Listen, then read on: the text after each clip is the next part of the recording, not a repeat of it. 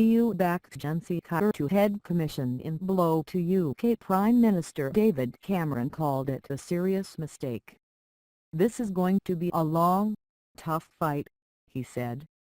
He had pushed for a vote on Mr Juncker, breaking with tradition, and 26 out of 28 countries backed him.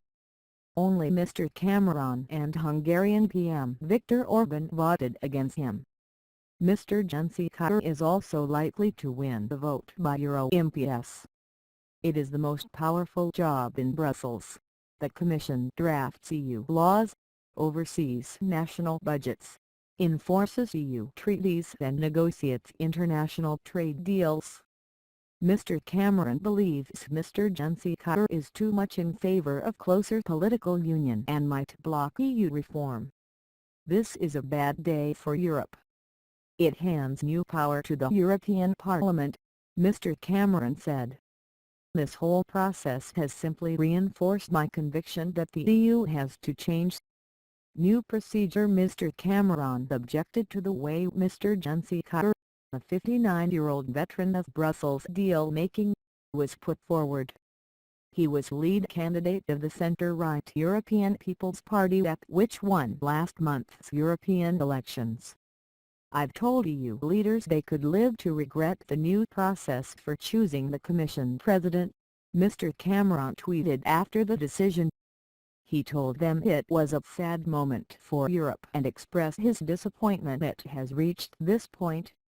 In the past such appointments were made by the EU leaders, called the European Council, by unanimity after the vote. Germany's Chancellor Angela Merkel said there would be a review of how the Commission President was nominated, but only after the new Commission team was in place.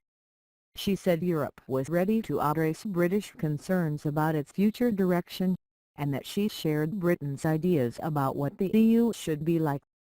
The UK Conservatives, who pulled out of the EP, suspect that the Commission is being politicised in a power grab by the European Parliament.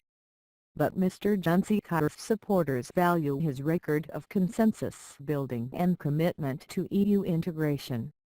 Under new EU treaty rules, the leaders have to take account of the European election result when nominating a Commission chief.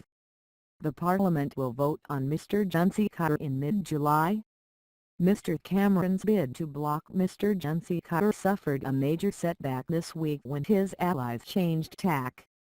Chancellor Merkel had given Mr Cameron hope after agreeing to a vote on the issue if there was no consensus.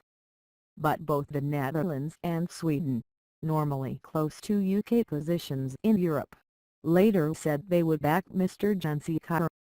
Speaking after the summit, Ms Merkel said there had been no backroom agreement but a very good discussion on Mr Juncker. In the coming months a new 28-member Commission team, one from each country, will be appointed. The EU will also appoint a new foreign policy chief and new president of the European Council.